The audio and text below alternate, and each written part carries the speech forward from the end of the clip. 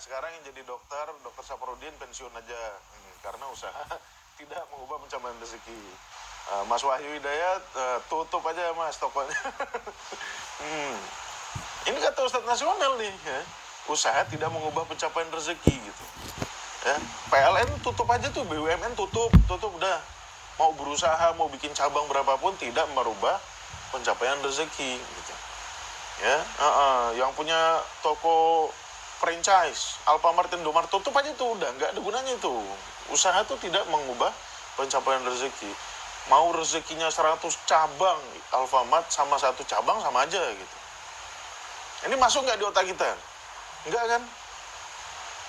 Tapi kita karena yang nyampaikan dai, pakaiannya serba putih, jenggotnya tebel, ya kan? Sorbannya 2 meter. Kalau di jembreng tuh mungkin 3 meter. Ya, kita nerima aja gitu. Dengan dalih-dalih, itu kan ajaran Ustadz. Ustadz tuh kan pasti ngajarin ajaran Tuhan. Ya belum tentu mas bro.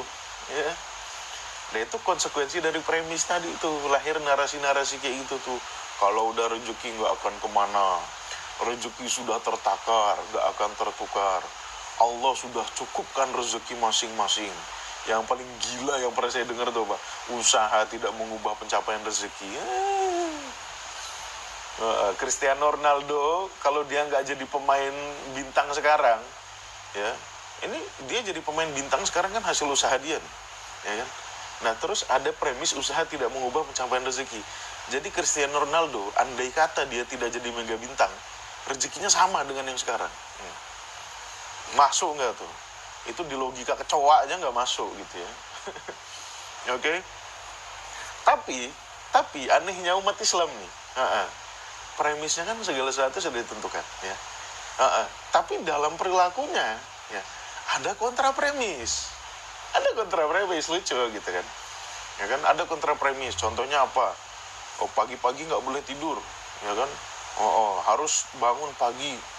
Nanti rezekinya dipatok ayam. Loh, katanya sudah ditetapkan. Kok bisa ada ayam matok rezeki kita? Kok bisa ada orang lain matok rezeki kita? Kan nggak mungkin. Ini Tuhan ini kecolongan apa gimana gitu. Nah, ini namanya kontra premis. Kontra premis. Jadi lucu-lucu aja gitu akidahnya tuh. Ya. Terus ada lagi kontra premis, ya kontra usaha tidak mengubah pencapaian rezeki tadi. Apalagi kontranya? Kalau nggak berusaha dapat rezeki dari mana? Ini kontra premis nih. Kontra premis. Jadi teman-teman kalau berusaha mencari garis lurus, logika yang komprehensif, koheren, rasional, logis, nggak ketemu nih dari akidah ini nih. Ya jangan dicari. Nanti teman-teman doyong.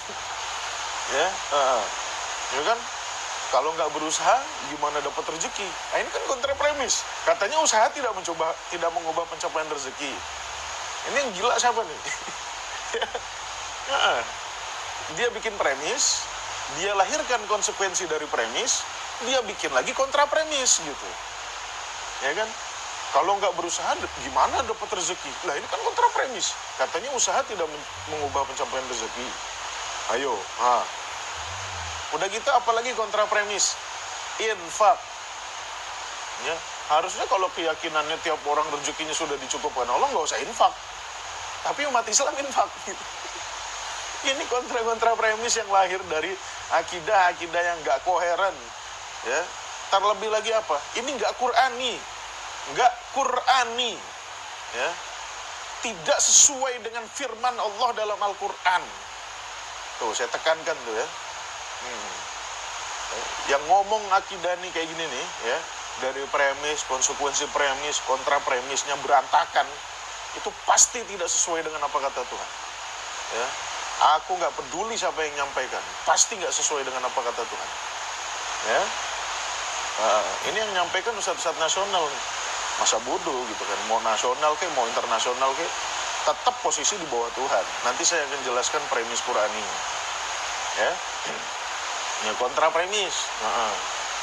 Nah terus ada, ya, selain itu ada upaya untuk melogikakan narasi. Ada upaya untuk melogikakan narasi. Salah satunya apa? Diksi mencari rezeki, ya, diksi mencari rezeki Ini nggak mau orang Islam. Loh kok mencari rezeki? Kan rezeki sudah ditetapkan.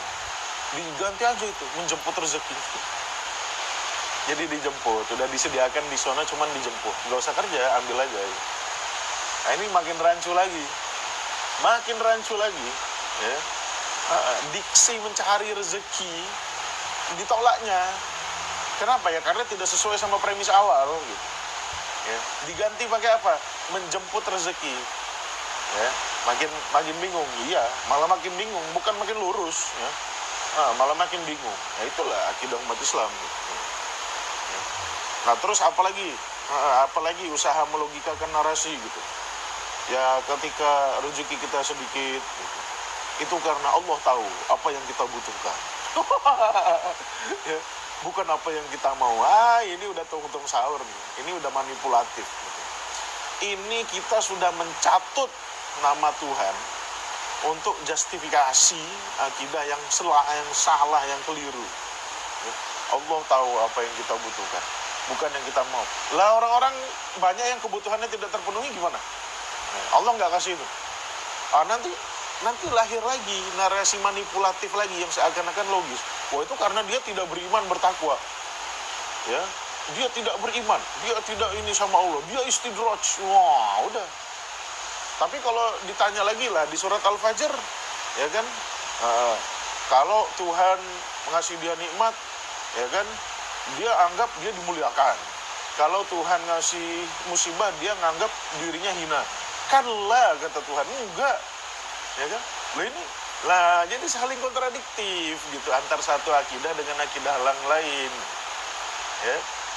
Jadi upaya melogikakan narasi itu sebetulnya jadi manipulasi. Ya, manipulasi aja udah makin gak jelas, makin carut-marut. Ya kan? Wah itu dia istidraj. Lah emang derajat orang ada urusannya sama pencapaian materi. Nah, kan? Katanya enggak, kalau di pengajian enggak ada kaitannya derajat seseorang itu sama pencapaian materi, enggak ada kaitannya. Loh, tapi orang-orang yang kaya enggak nyembah Allah dibilangnya istidraj. Tungtung sahur gitu. Jadi itulah manipulasi yang lahir dari berusaha melogikakan narasi gitu ya. Nah, kemudian dari premis, konsekuensi premis, kontra premis, usaha melogikakan narasi. Akhirnya apa? Akhirnya lahirlah misleading. Narasi pembodohan. Ya. Mempunyai implikasi pada perilaku umat Islam. Akhirnya lahir narasi-narasi pembodohan. Contohnya apa? Rezeki diperluas maknanya. Wah, udah gak karu-karuan tuh. Ya, makna rezeki diperluas. Karena rezeki yang kata Tuhan itu berupa makanan, minuman, kemudian dapat dikonversi jadi harta, itu nggak dapat, ya. Udah diperluas aja makna rezeki, biar semua orang tuh merasa dia punya rezeki, gitu. Ya, akhirnya lahir narasi-narasi rezeki bukan hanya makanan dan minuman yang kita nikmati, bukan hanya harta yang dikonversi dari kita menghasilkan duit. Kesehatan juga rezeki. Wah.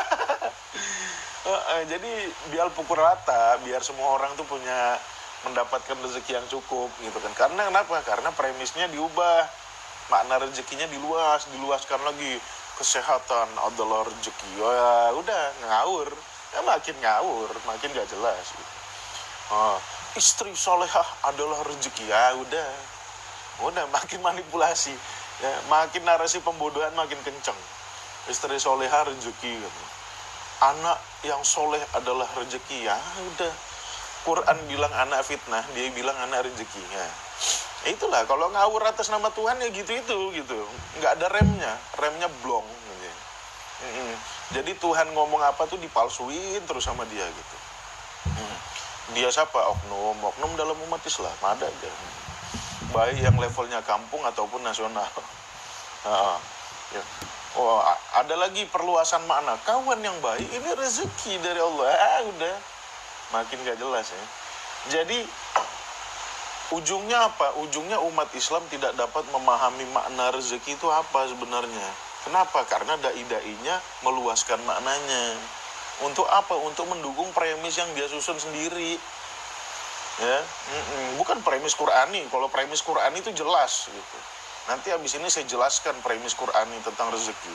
Oh, premis Qur'ani itu jelas. Ya, seperti itu. Nah, ini premis umat Islam yang saya omongkan nih ya.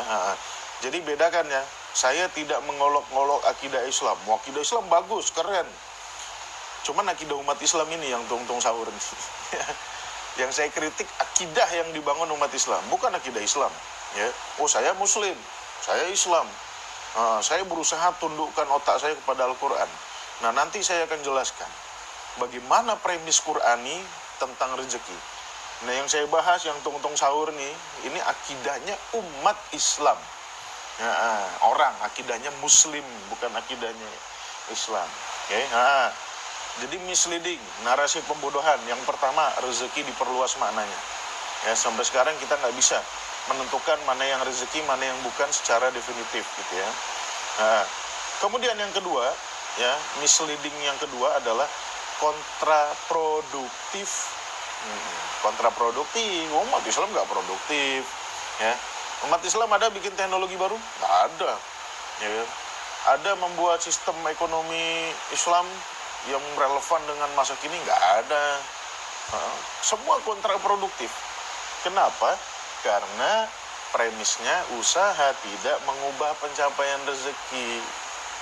Ya, lihat umat Islam tuh kalau nggak percaya tuh gimana perilakunya, kayak gitu, kontraproduktif. Ya. Dari mana perilaku kontraproduktif ini lahir? Yaitu dari ustadz-ustadz nasional yang menyerukan bahwasannya usaha tidak mengubah pencapaian rezeki. Jadinya umat Islam muales bukan main, kontraproduktif. Ya. Kalau dia punya warung, dia buka jam 2 siang. Ya. Kalau ditanya, kok bukannya siang banget? Kan orang-orang butuh warung itu dari pagi, dari habis subuh kayak gini gitu. Lo terserah aku, ini nggak mengubah pencapaian rezeki usahamu itu. Kamu jangan sok tahu kamu. Malah ngamuk dia. Oh, emang kamu yang ngatur rezeki aku?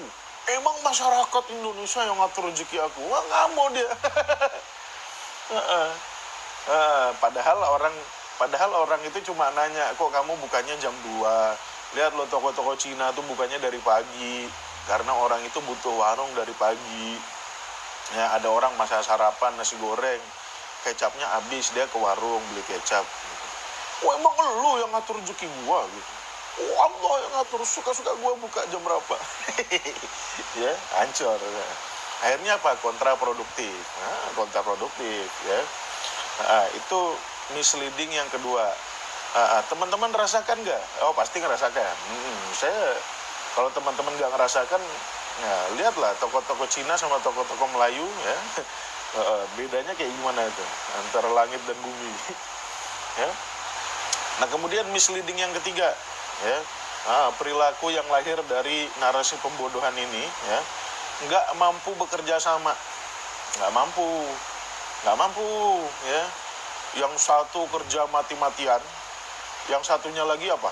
Oh, usaha tuh nggak mengubah pencapaian rezeki. Akhirnya nggak mampu bekerja sama.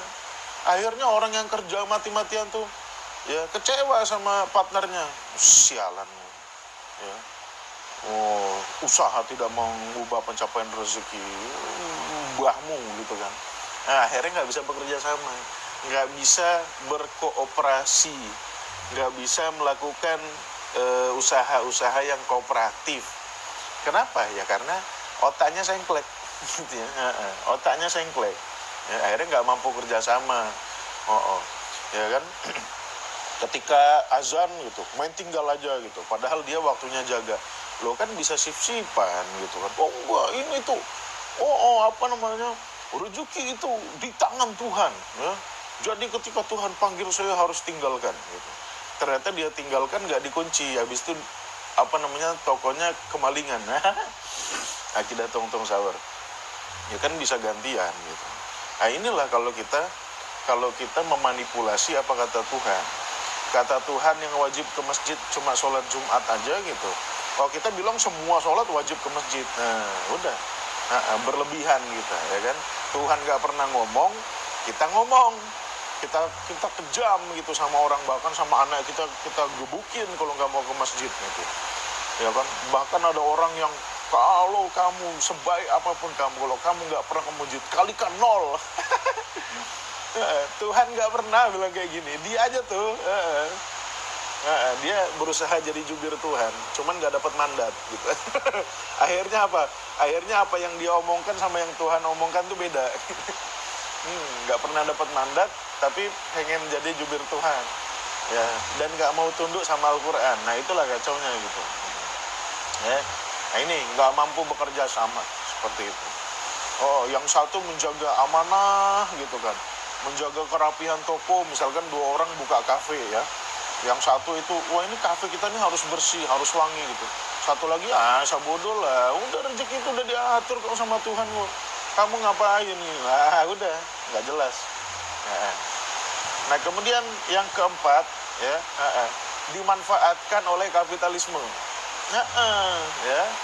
Untuk buruh, ya buruh-buruh pabrik, udah gaji itu sedikit nggak apa-apa ya. Kan rezeki bukan cuma gaji, ya kan, kesehatan. Kamu sehat kan, biar miskin kamu sehat.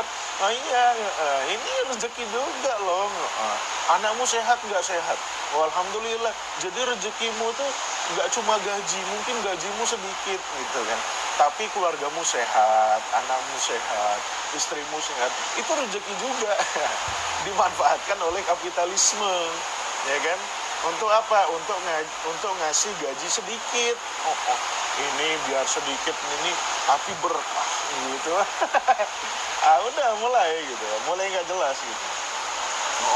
Rezeki kan sudah diatur sama Allah gitu kan. Nggak mungkin meleset gitu kan. Jadi kalau rezekimu sedikit ya nggak apa-apa gitu. Tapi kan rezeki bukan hanya duit, bukan hanya apa yang kamu makan gitu kan. Rezeki itu ya, kamu punya tetangga baik, itu rezeki gitu. Kamu masih bisa bernafas. Masih bisa bernafas, itu rezeki gitu. Udah hancur gitu. Habis itu yang kelima, manipulasi tadi ya, manipulasi. Rezeki dikit nggak apa-apa, yang penting berkah. Kan yang dicari keberkahannya toh, bukan rezekinya toh. Ya udah. Yang kita cari ini adalah keriduan Allah. Jadi rezeki itu nggak cukup, nggak apa-apa lah gitu. Yang penting ada berkahnya, ada ridhonya. Ini yang ngomong kayak gini pasti bos ini. Pasti kapitalis yang ngomong kayak gini. Jadi kapitalisme memanfaatkan doktrin ini, ya, kemudian dimanipulasi gitu. Ya. Nah, jadi jangan heran kalau umat Islam itu tadi nggak ngerti rezeki itu apa, kontraproduktif, nggak bisa kerjasama, ya, memanipulasi orang dalam hal rezeki. Kenapa? Ya karena itu tadi, akidahnya tungtung sahur, nggak jelas tentang rezeki. Ya, nah itulah premis atau akidah yang diyakini umat Islam. Ya, jadi jangan dicari logikanya di mana, jelas-jelas nggak logis. Gitu. Jangan dicari warasnya gimana, jangankan yang waras, orang gila pun mikirnya tuh susah gitu, ya, nggak dapat gitu. Oke, nah sekarang bagaimana premis Qur'ani tentang rezeki? Nah ini yang penting nih, bagaimana premis Qur'ani tentang rezeki? Apa informasi Al-Quran ya tentang rezeki? Bagaimana kita bisa menghasilkan rezeki? Apa itu rezeki? Ya, di mana rezeki? Bagaimana cara kita menghasilkannya? Bahkan bagaimana kita mendapatkan rezeki tanpa batas, ya, tanpa hisab, ya. Nah ini bagaimana kita memahaminya? Oke, ini likes keberapa nih? Likes 18.500. Tap-tap layar, sebarin dulu biar umat Islam paham gitu. Jadi saya ngeritik juga bertanggung jawab gitu ya. Coba sampai 20.000 likes saya akan mulai. Premis tentang rezeki dalam Al-Quran.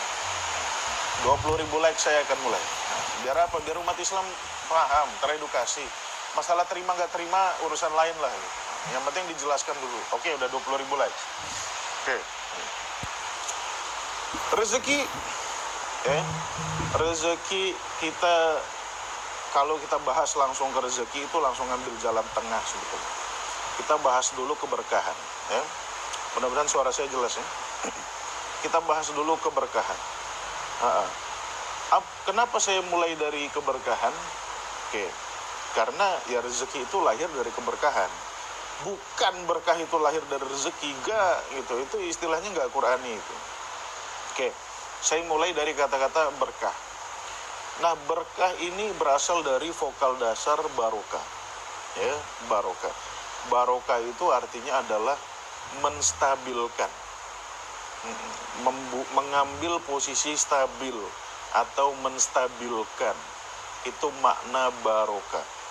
Contohnya unta, ya, kalau dia capek berdiri, ya, kemudian dia duduk, nah itu namanya dia mengambil posisi stabil, atau bahasa Arabnya barokal jamal, ya kan, barokah.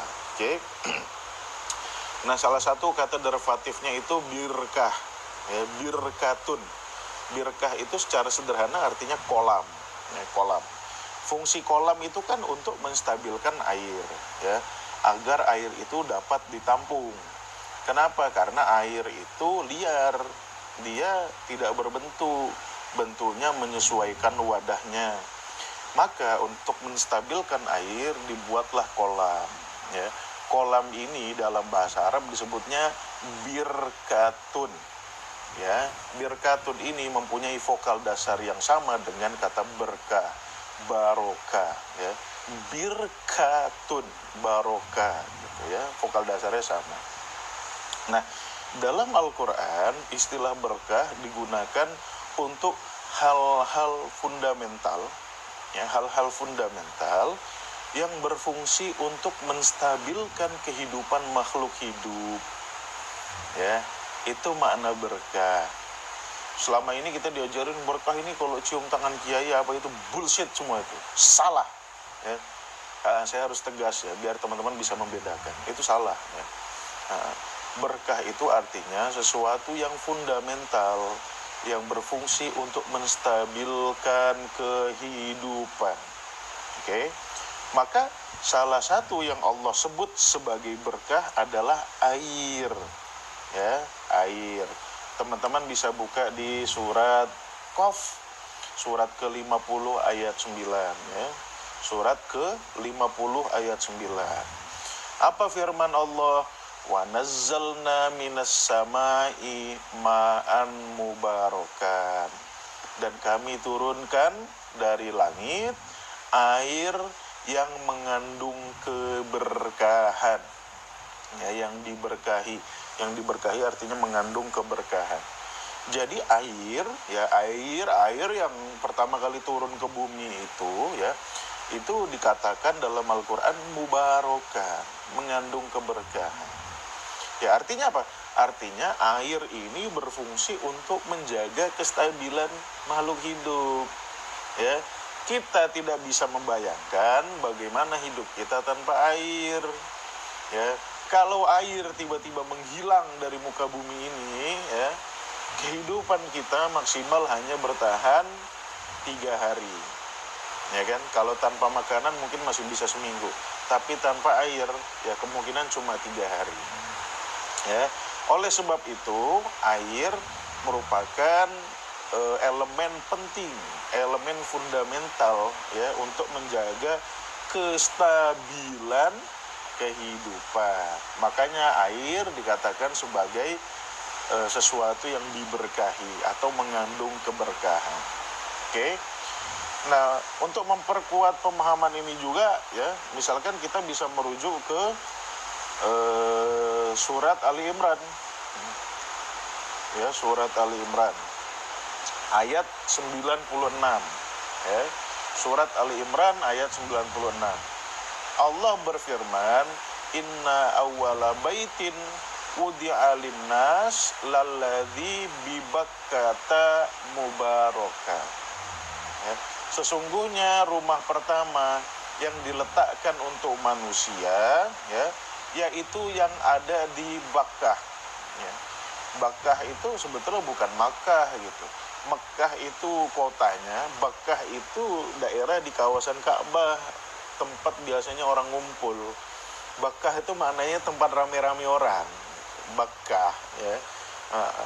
Nah, Bakkah itu di tempat yang rame orang ngumpul atau di tempat sekitaran Ka'bah itu, ya.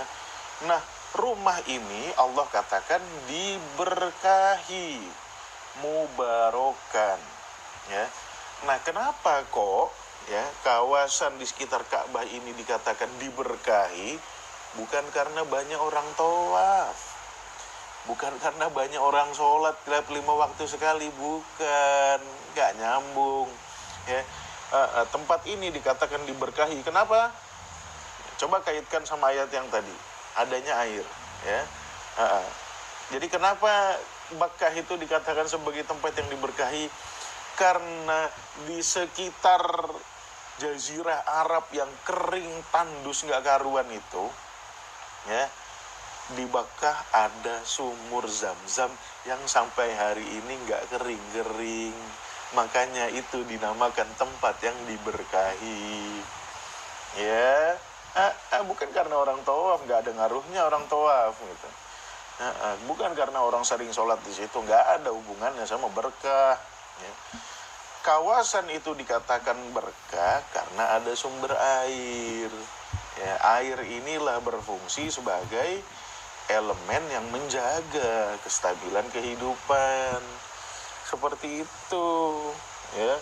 Makanya dihubungkan dengan makom Ibrahim, dengan kisah-kisah Nabi Ibrahim, ya, karena munculnya air Zam-Zam pertama kali ya pada eranya Nabi Ibrahim, seperti itu, ya. Itu kata-kata mubarak, ya. Mau bukti lagi? Ayo saya kasih lagi, ya, saya kasih lagi buktinya. Ketika Nabi Nuh berlayar, ya, ketika Nabi Nuh berlayar, dia kan tak tentu nih Nabi Nuh berlayar nih, ya kan, nggak tahu ke arah mana dia berlayar, ya.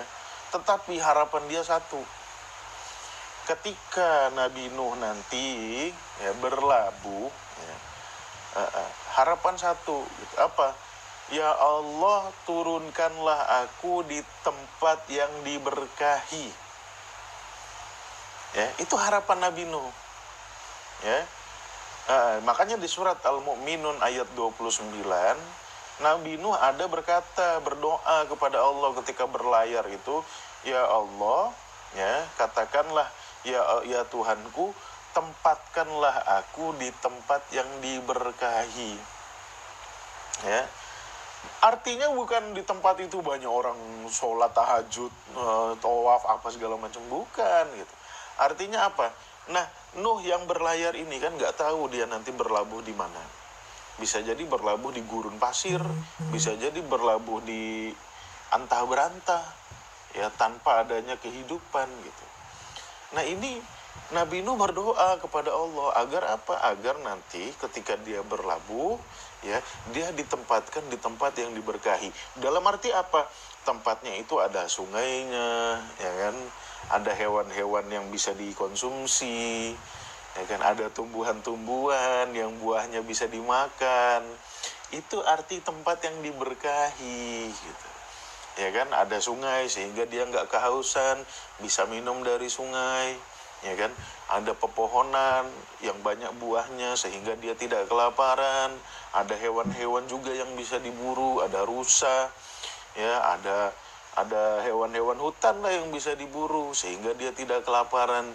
Ini maksud doa Nabi Nuh, anzilni munzalan mubarokan, tempatkan aku di tempat yang diberkahi, ya. Kenapa? Ya karena Nabi Nuh habis suplainya, ya. Memang sebelum berlayar dia bawa semua suplai, hewan-hewan ternak dia bawa 2, ya kan, makanan dia suplai gitu kan. Tetapi setelah lama berlayar, lama-lama kan habis makanan. Nah, kalau dia turun di gurun, ya berlabuhnya di gurun, ya dia kan pusing. Gimana lagi nih cari makanan gitu. Nah, dia berdoa agar ditempatkan di tempat yang diberkahi. Ya, ada sungainya, ada, yang penting hutan lah. Jangan di tengah gurun lah ya Tuhan. Nah, gitu. Nah, itu makna keberkahan. Oke.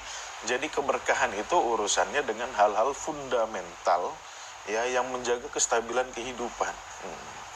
Nah, di sisi lain ada juga hal-hal yang berperan fundamental dalam menjaga kehidupan, tetapi dalam bentuk keilmuan, bukan dalam bentuk material. Kalau material kan air disebutnya berkah, pohon zaitun disebutnya berkah. Nggak ada minyak mati kita ya. Terus apalagi bukaah mubarakah, danau ya. Danau itu disebutnya carukan yang diberkahi gitu. Karena dengan adanya danau itu orang-orang yang tinggal di tengah benua, di tengah daratan bisa mengkonsumsi airnya gitu ya. Nah, itu keberkahan material ya. Keberkahan yang bersifat fisik. Ada lagi keberkahan yang bersifat ilmu pengetahuan. Makanya Quran disebutnya berkah juga. Kitabun anzalnahu ilaika mubarakun ya. Karena Quran berfungsi menjaga kestabilan kita. Kalau nggak kacau gitu, kalau Tuhan nggak ngatur kita nih, hidup kita lebih kacau lagi daripada hari ini ya. Makanya malam diturunkannya Al-Quran juga disebutnya Lailah Mubarakah, malam yang diberkahi. Jadi ada dua tuh, ada keberkahan material, ada keberkahan mental. Oke. Nah, ngomongin rezeki kaitannya sama keberkahan material, bukan keberkahan mentalnya. Oke. Nah, keberkahan air ini ya nanti menghasilkan dua jalur evolusi. Pertama, menghasilkan tumbuhan, jalur evolusinya sendiri. Yang kedua, menghasilkan hewan dan manusia, jalur evolusinya sendiri. Oke. Nah, sebelum jadinya manusia dan hewan ini, sebelum berprosesnya evolusi hewan dan manusia, tumbuhannya sudah berevolusi duluan. Ya, kenapa tumbuhan duluan? Karena hewan sama manusia ini butuh makanan. Makanannya ini ya dari tumbuhan. Ya, nggak ada manusia makan pasir, makan semen, ya, makan marmer, apa namanya, gunung marmer dimakan gitu. Yang nggak ada. Ada gunung garam tapi kuat makan garam doang. Nggak bisa gitu. Nah, makanya Allah menyediakan satu jalur ya evolusi tumbuhan untuk sebagai makanan yang bisa dikonsumsi oleh hewan dan manusia. Nah, konsumsi hewan dan manusia inilah yang disebut sebagai rezeki. Oke, jadi rezeki itu sumbernya dari air. Ya memang gitu, karena airlah yang melahirkan tumbuhan. Ya. Nah, kemarin ketika khutbah Jumat saya mendengar khotib berbicara seperti ini. Wa fis sama'i rizqukum wa ma tu'adun. Surat Az-Zariyat. Ya. Kemudian saya bilang, bagus nih. Dia bahas rezeki, ya. Dia mulai dengan ayat wa fis sama'i rizqukum wa ma tu'adun. Wah, bagus nih saya bilang. Artinya ya rezeki itu memang awalnya dari langit. Dari langit itu maksudnya dari air gitu ya. Dulu air yang ada di muka bumi ini kan bukan berasal dari bumi, dia berasal dari asteroid ya kan, dalam bentuk bongkahan es nabrak bumi ya kan, kemudian mencair itulah jadi lautan gitu. Saya bilang Ustadz ini saintifik nih, dia ingin membahas rezeki dari wafis sama irizkukum mamatu adun. Selesai baca ayat, dia kasih penjelasan apa? Rezeki kita sudah ditulis di langit. Hancur saya bilang. Langsung bubar konsentrasi saya. Tadinya saya excited itu mau dengar khutbahnya itu ya. Ini bagus nih pembahasan nih. Wafis sama irizqukum mamatu adun. Dia akan menjelaskan bagaimana rezeki yang dari air, kemudian lahir tumbuhan, ya lahir tumbuhan laut, tumbuhan darat, kemudian lahir tumbuhan-tumbuhan yang dapat berbuah, ya punya biji. Nah, buahnya itu dimakan oleh manusia, itulah yang disebut rezeki. Ternyata enggak. Ketipu saya. Dia malah bilang apa? Rezeki kita sudah ditetapkan di langit. Aduh, saya bilang. Ini ya firman Allah, wa fis sama'i rizqukum wa ma tu'adun. Itu Allah merujuk kepada air ini. air yang ada di bumi ini itu bukan berasal dari bumi ini. Nggak percaya, tanya orang saintis itulah. Ya, tanya orang pintar. Orang pintar itu saintis gitu. Air yang ada di bumi ini asalnya bukan dari bumi ini. Dia masuk melalui asteroid dalam bentuk bongkahan es, kemudian mencair. Ya kan? Nah, dengan konfigurasi tertentu lahirlah kehidupan. Ya kan? Lahirlah kehidupan. 4 ya unsur kehidupan tuh. Nitrogen, karbon, hidrogen, satu lagi apa ya? Lupa ya. Nah, saya bukan saintis, tanya dokter Saparudin. Ya. Nah, adanya 4 unsur ini membentuk kehidupan. Kehidupan awal yang muncul itu tumbuh-tumbuhan. Nah, tumbuh-tumbuhan ini dipersiapkan oleh Allah ya sebelum terciptanya hewan dan manusia agar dapat dikonsumsi oleh hewan dan manusia. Itu maksud wafis sama'i rizqukum. Ya. Bukan artinya rezeki sudah ditulis di langit. Emang susah ya kalau otak mitos tuh apa aja dimanain mitos. Padahal Tuhan lagi menceritakan bagaimana terjadinya rezeki yang kau makan itu gitu kan. Ya kan? Nah, ini tumbuhan. Ya. Nah, tumbuhan-tumbuhan ini kan banyak nih disebutkan dalam Al-Qur'an. Ada tumbuhan hijau, khodir, ya, khodir. Nah, tumbuhan-tumbuhan itu udah saya jelaskan di buku ini nih. Nah, di buku ini saya jelaskan nih, ayat-ayat evolusi. Dari mulai tumbuhan gangga hijau, kemudian sampai tumbuhan-tumbuhan yang nempel di batu. Kan tumbuhan itu awalnya cyanobacteria. Ya, dia tinggalnya akuatik, tinggalnya di laut. Ya. Kemudian bagaimana dia sampai ke darat? Ini saya jelaskan di buku ini nih, ayat-ayat evolusi. Kemudian ada tumbuhan yang tertanam. Ya, dulu tumbuhan nggak tertanam awalnya tuh, awal evolusinya nggak tertanam. Ya, kemudian jadi tertanam namanya zar'un. Dia tertanam di tanah, tertanam di batu lumut, ya, tertanam di tanah, ya kan, pohon-pohonan. Nah, setelah itu lahirlah jannat, ya, yang berbatang, ya, kemudian daunnya rimbun, bisa menutupi sampai menciptakan hutan tropis. Nah, itu namanya jannat, ya, jannat. Nah, jannat ini nanti menghasilkan buah-buahan, dikatakan thamarot. Nah, thamarot itulah yang nanti kita konsumsi. Nah, thamarot inilah yang Allah sebut sebagai rezeki. Ya, nggak percaya? Saya kasih ayatnya. Teman-teman silakan buka surat atau Al-Baqarah. Ya, ayat 22. Ini sering dibaca. Al-Baqarah ayat 22. Ya. Alladzi ja'ala lakumul arda firasya. Bumi dijadikan hamparan. Was-samaa'a binaa'a. Wa anzala minas samaa'i ma'an. Air turun dari langit. Fa akhraja bihi minas samarot. Ini bypass nih Tuhan nih, end to end. Ya, end to end maksudnya awal prosesnya air turun sampai munculnya samarot, buah-buahan, hasil dari tumbuhan itu, ya kan? Ya, hasil dari tumbuhan bisa buah-buahan, bisa akar-akaran, bisa batang-batangan. Ya, itu kita makan semua tuh. Buah-buahan kita makan pisang, kita makan mangga, kita makan pepaya. Ya, ya kan? Akar-akaran kita makan juga, kita makan ubi, kita makan singkong, ya, kita makan kunyit, kita makan jahe, ya, batang-batangan kita makan kayu manis, kita makan gedebok pisang, ya. Nah, itu tumbuhan semua kita makan, ya kan. Nah, hasil-hasil dari tumbuhan ini namanya thamarot. Allah katakan rizqan lakum, rezeki untukmu. Wah. Jadi yang Allah sebut rezeki itu apa yang kita konsumsi. Ya kan? Kita selama ini kerja untuk nyari rezeki. Ya kan, dapat duit. Iya kan, nggak makan duit kita, ya kan, dikonversi jadi makanan. Lebih banyak sedikit dikonversi jadi harta. Harta bahasa Qur'annya mal. Ya, seperti itu. Nah ini kan jelas nih Tuhan bilang, rezeki itu hasil bumi, ya padi, buah-buahan, jagung, gandum, itu namanya rezeki.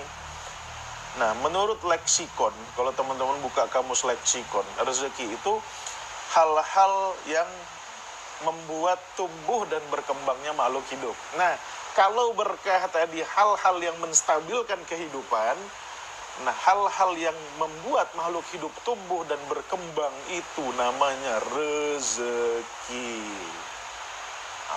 Ya.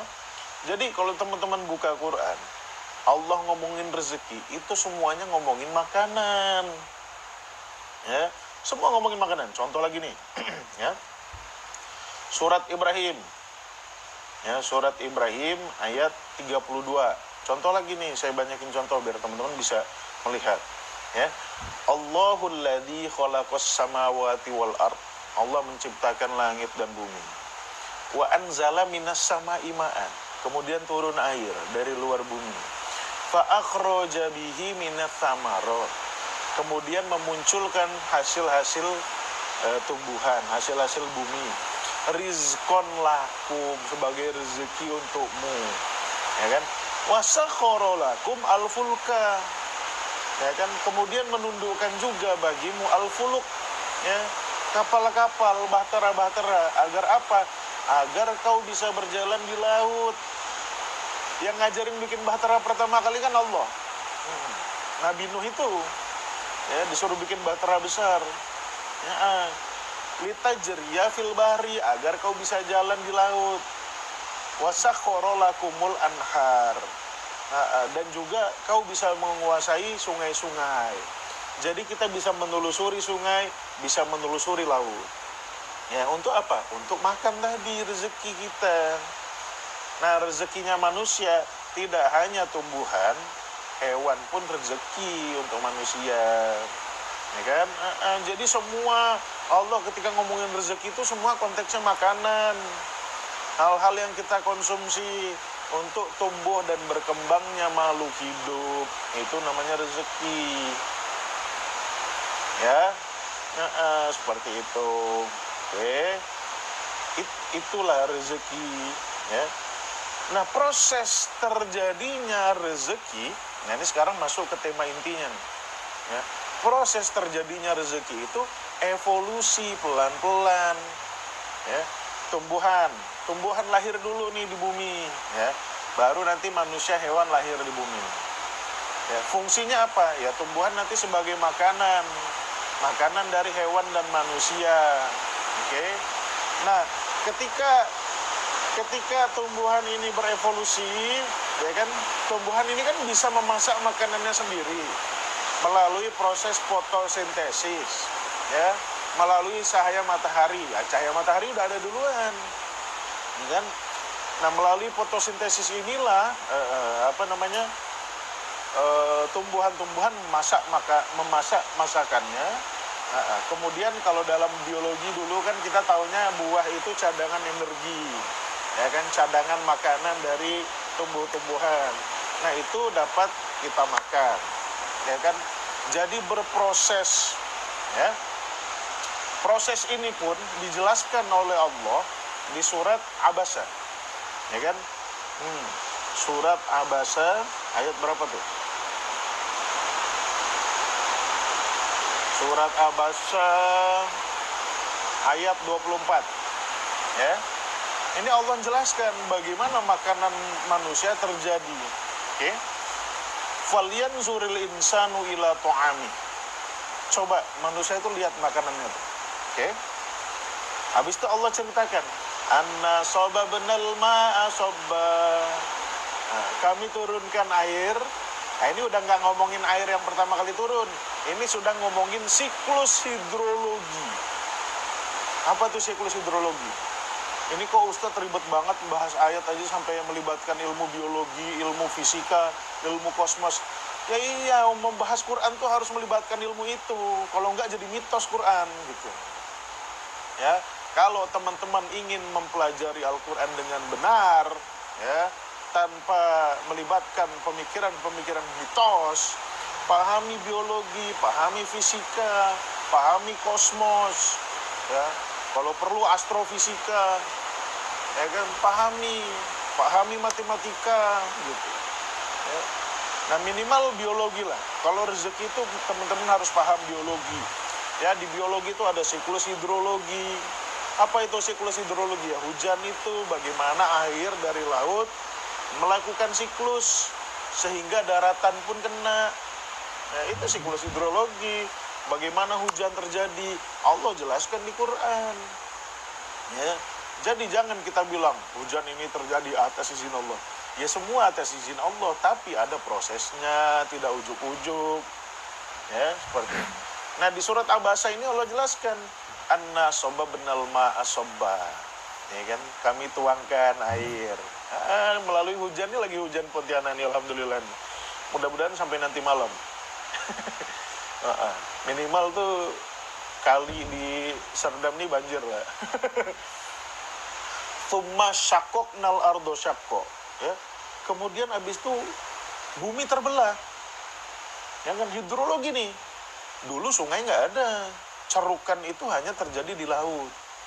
Nah, tetapi nanti ketika makhluk darat ini muncul, cemana dia mau minum kalau nggak ada sungai? Ya kan? Akhirnya dibuatlah ceruk-ceruk. Ketika siklus hidrologi terjadi, air laut menguap, ya. Kemudian airnya itu dibawa oleh oleh awan-awan, ya. Pergi dia ke gunung. Ini siklus hidrologi jauh nih. Pergi ke gunung, ya kan? Kemudian turun air. Nah, disitulah membentuk ceruk yang namanya sungai. Apakah hanya siklus hidrologi laut? Darat juga ada, ya kan? Melalui mata air dari sungai bawah laut. Itu teman-teman pahami aja siklus hidrologi itu, ngerti bagaimana rezeki terjadi. Ya, tsumma syaqqaqnal ardo, ya, bumi kita belah. Fa'ambatna fiha habba. Setelah itu kami munculkan biji-bijian. Tumbuh-tumbuhan biji, tumbuh-tumbuhan yang tertanam. Ya. Selanjutnya apa? Wa zaitu wa inabaw wa qadba. Dan anggur, sayur-sayuran muncul. Ya. Ini penjelasan komprehensif tetapi menggunakan kalimat yang singkat. Ya. Tetapi ini menunjukkan adanya proses-proses logis bagaimana rezeki kita terbentuk. Ya. Wa zaitun wa nakhla, ya. Buah zaitun, buah kurma, wa hadaiqa ghulba. Nah, dari satu pohon, dari satu biji lahir pohon-pohon, kemudian membentuk hadikoh, kebun yang lebat, ya kan? Wa fakihata wa abba, dan buah-buahan serta rumput-rumputan. Habis itu apa Allah katakan? Mata'an lakum wali an'amikum. Itulah yang nanti menjadi kenikmatan buat kamu dan buat hewan ternakmu. Itulah bagaimana caranya rezeki kita muncul. Oke. Jadi yang Allah maksudkan rezeki itu ini, hal-hal yang bisa konsumsi, bisa kita makan. Ya, untuk kita makan, untuk hewan ternak kita makan. Ya, hewan-hewan al-an'am itu bisa kita jadikan kendaraan, bisa bantu kita bajak sawah, gitu ya. Nah, lantas ketika rezeki ini sudah banyak melimpah di muka bumi ini, ya. Nah, stok-stok rezeki di alam inilah yang disebut sebagai fadilah. Fadilah itu kan artinya kelebihan, fadlun. Stok-stok rezeki yang ada di alam semesta inilah yang disebut sebagai fadilahnya Allah, ya. Makanya kalau habis sholat Jumat, ya kan Allah bilang apa? Fa idza qudiyatis shalah fantashiru fil ardi. Selesai sholat boleh balik lagi bertebaran di muka bumi. Wabtahu min fadlillah. Carilah fadilah Allah. Stok-stok rezeki itu cari itu. Yang ada di muka bumi ini. Ya kan? Stok-stok itu dicari. Ya kan? Ntar dulu, ada notifikasi. Oke.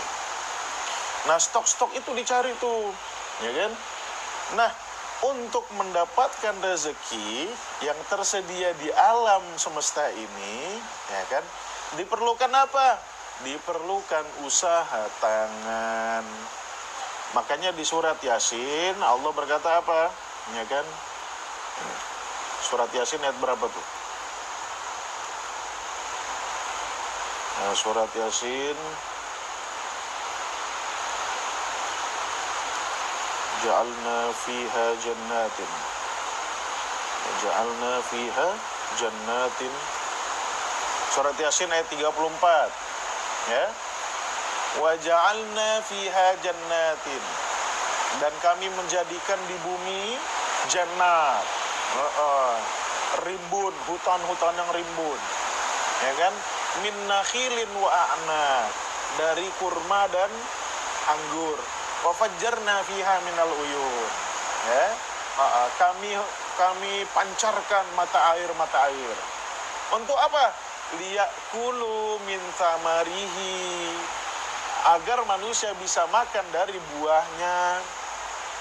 Wa ma'amilathu aidihim, dan dengan usaha tangannya. Jadi bodoh aja tuh yang bilang usaha tidak merubah pencapaian rezeki itu. Pangkat 2. Ya. Bertentangan sama Al-Quran. Quran bilang apa? Liyakulu min samarihi wa ma'amilathu aidihim. Usaha tangan ini yang menentukan pencapaian rezeki. Ya. Sekuat apa kita mengambil dari alam, sekuat apa kita reproduksi ulang, sekuat apa kita tanam padi lagi, ya. Kuatnya setahun 2 kali, ya udah setahun 2 kali. Kuatnya setahun sampai 4 kali, ya sampai 4 kali. Sekuat apa kita tanemin kebon, ya. Mau ditanamin apa? Pisang, duren, ya, nangka, cempedak, ya. Ini begoir hisab, kata Allah, tanpa batas. Kau bisa reproduksi. Sawah habis dipanen, bisa produksi lagi. Panen lagi, produksi lagi. Panen lagi, produksi lagi. Usaha tanganmu. Yang bilang usaha tidak merubah pencapaian rezeki itu bual itu. Ya. Dia ngapusi, manipulasi atas nama Tuhan. Ini Tuhan bilang, usaha tangan.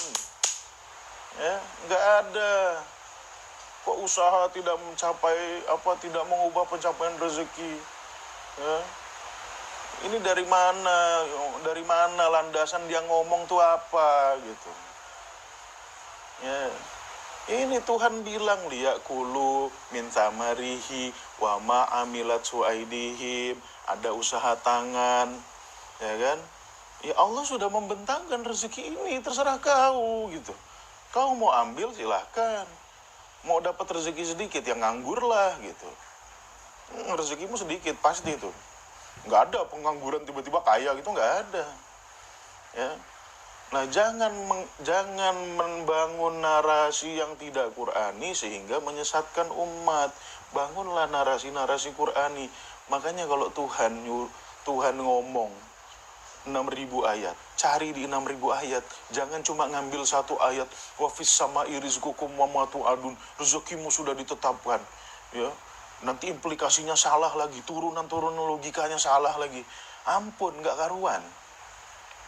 Akhirnya melahirkan umat pemalas, nggak bisa kerja, ya kan, nggak produktif, nggak bisa kerja sama, misleading.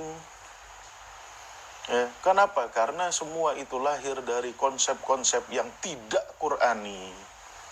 Ya.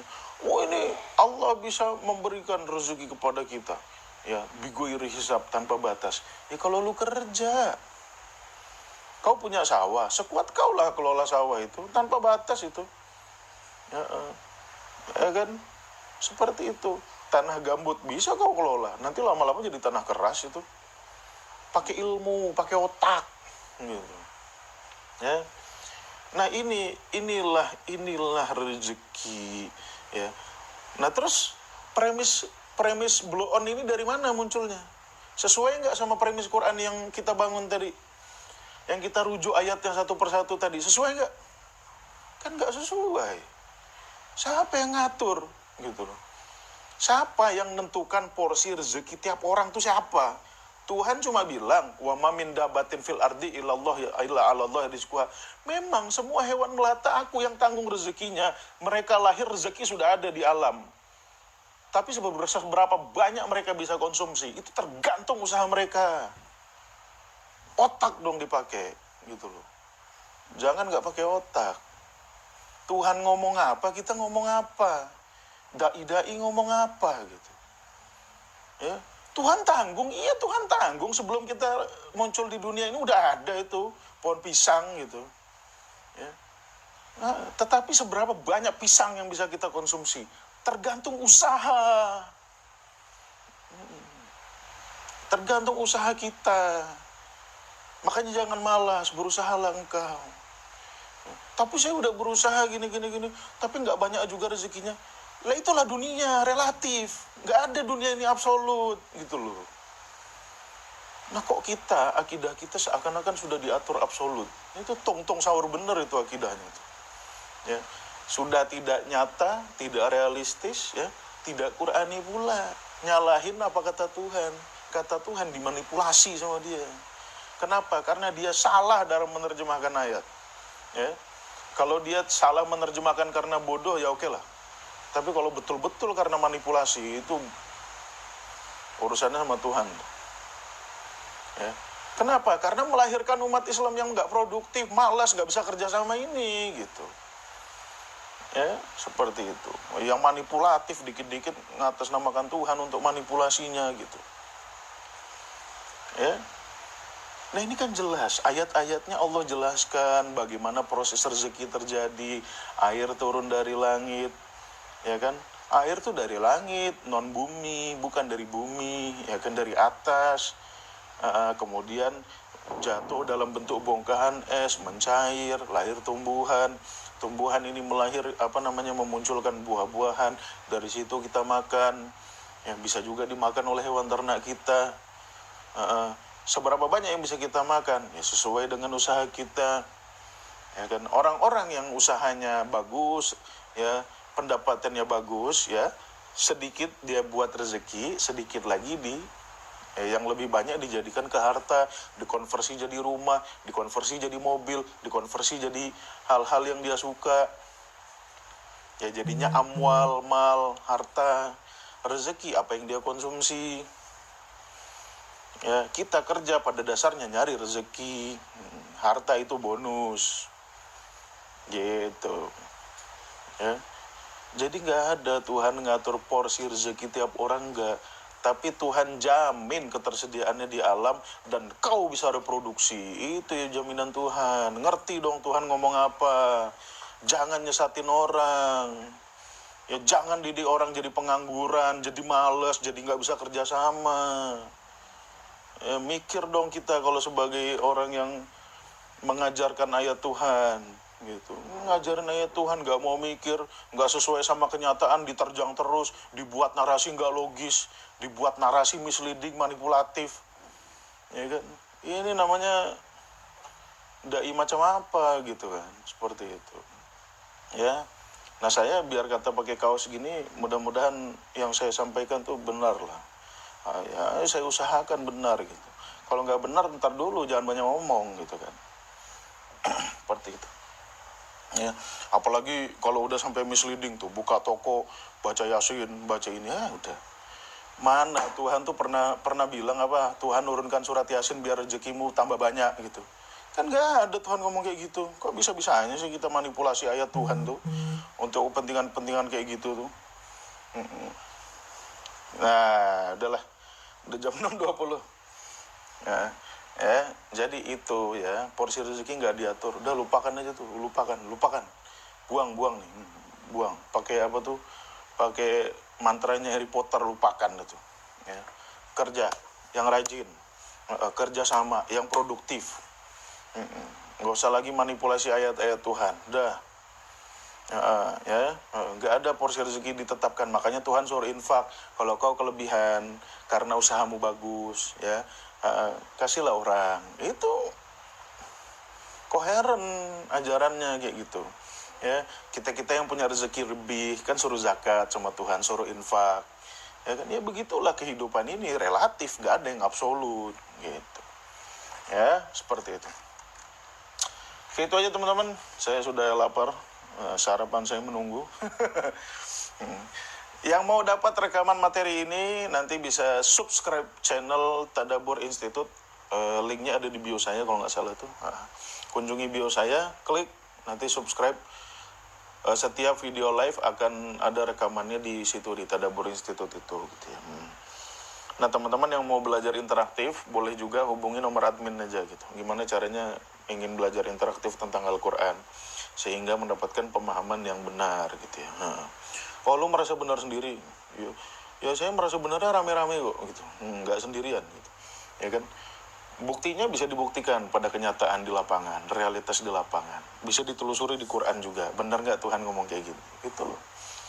1+1 pasti 2 gitu. Dan ketika nyampaikan harus merasa paling benar.